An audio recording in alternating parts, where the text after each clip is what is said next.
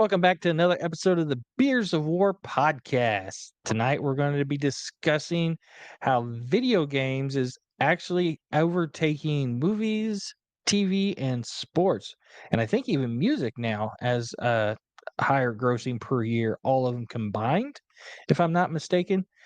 And then we kind of discuss about how the video games are making the move into pop culture, movies, and TV. So sit back, relax, open up a cold one, and enjoy the show.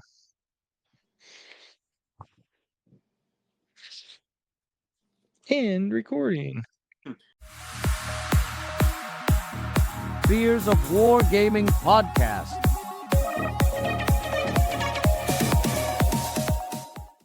Video games have dominated the market with movies and sports combined together. They make way more money now.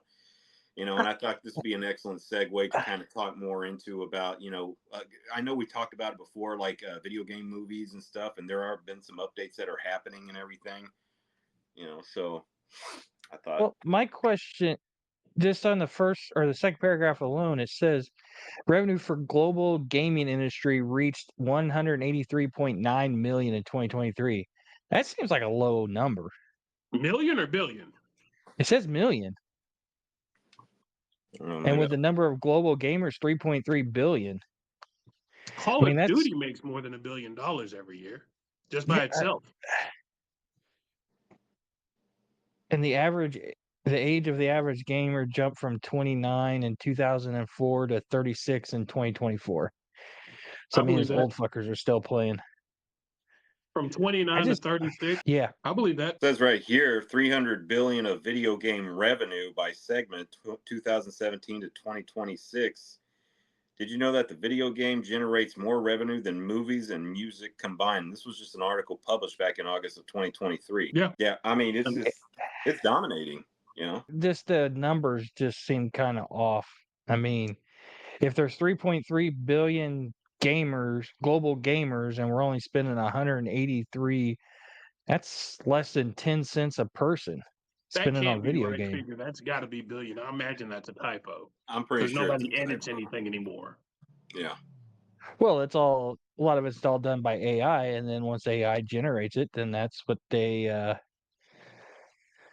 put out. I read, and it's kind of frustrating on that end because I read stuff in like ESPN.com that has spelling errors in it. Who edited this? Nobody looked at this? Well, at least it wasn't AI, I guess. Yeah. But then if you go down to the next thing about AR, they're talking about in 2024, virtual reality only has done 11.5 billion. So I'm assuming it's probably supposed to be 183 billion.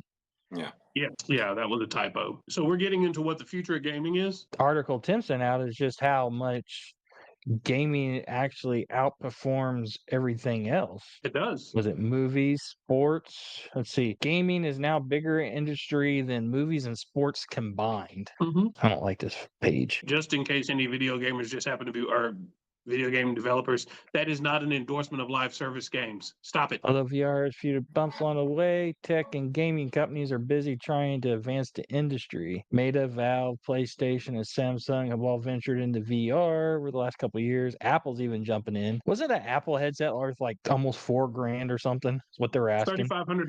$3,500 or was it $2,500? No, it's 35. It was 35, I think.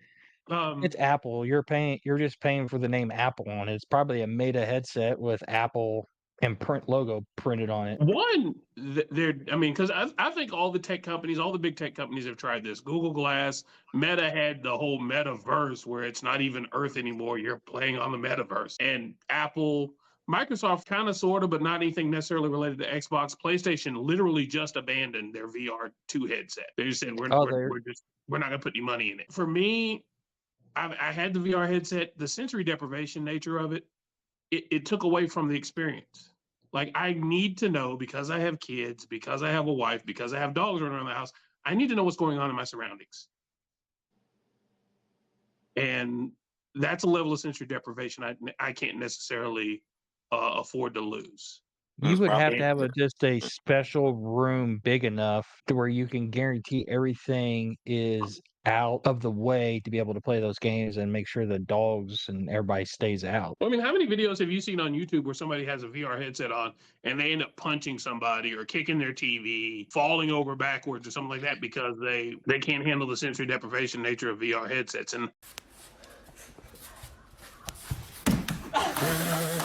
I know the Meta thing with Apple or whatever it's called, the Apple VR headset. I don't know what it's called. What's the name of it? Not an Apple person, so we'll The just call it Vision the Pro Apple headset. headset. Yeah, I understand it's kind of the augmented reality thing where you're actually looking at your surroundings, but you're also got your phone in front of you. I don't think it's sold very well, one, because of the price point, and two, do you really want to have that thing on your head while you're engaging in your daily life? I don't think it's something that necessarily is worth it, in my opinion. It's starting to become like my opinion, it's starting to become like another Connect or something like that. Very much so. You put in the time, the effort to try to use it and everything. Then they tried to force you to use it on the Xbox One, which I mean, I saw the potential of it and everything like that. I really did. I just don't think we were there yet for that kind of thing to happen. I mean, it's not seamless to me or anything. And I played very little of Xbox 360 Connect, but I mostly used on the Xbox One. Just I like the feature of having to turn it on with my voice. I thought that was kind of cool. But yeah, I saw the read the article all the way through or anything. What grabbed my attention is the fact that video games is just now dominating the market everywhere. There's going to be a lot of bigger things coming up in the next 5 to 10 to 20 years. And we're going to be able to, knock on wood, be a part of that or witness that in some way. And I just like the idea of it because, video games have come a long way. I can remember playing back from the 80s and everything like that. And where we are today, it's always been a big part of my life, and it's what connected me with a lot of people in this world. It's what connected me with you guys and everything. And so I just thought that was amazing. And I'm looking forward to seeing other things happening. So, gentlemen, what we got tonight? Well, I'm still sticking with the Dream Crusher double IPA. Kind of hits like a Mack truck on the second can, but yep, it's actually pretty good though. I'm not gonna lie, not sponsored, but still, it's a good IPA. So I'm gonna be sipping on that. I What do really they don't got for have me? anything because I was in a hurry to get out here. So, I mean, I got a 2-liter. Thank you for managing responsibly from the control room. Me, I got a bottle of that good old frat boy fight juice. A little blast from the past. Is that Goldschlager? That's Goldschlager. Yes, it is. I thought you were about Wait, to pull up a bottle of Jaeger. I was like, wait a minute. This I too thought is maybe frat you're boy going to. fight juice. I have seen many a backwards hat, polo jean wearing frat boy get into a fight with a Hootie and the Blowfish soundtrack because of this juice right here. So I'm gonna pour it up and see if I get a gold flake in here.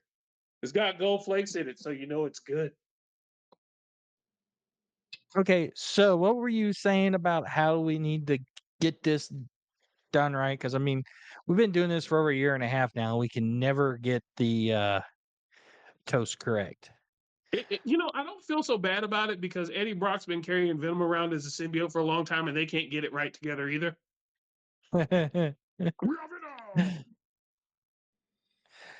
That's a movie I'm kind of looking forward to as well because I think it I actually looks am pretty too. good.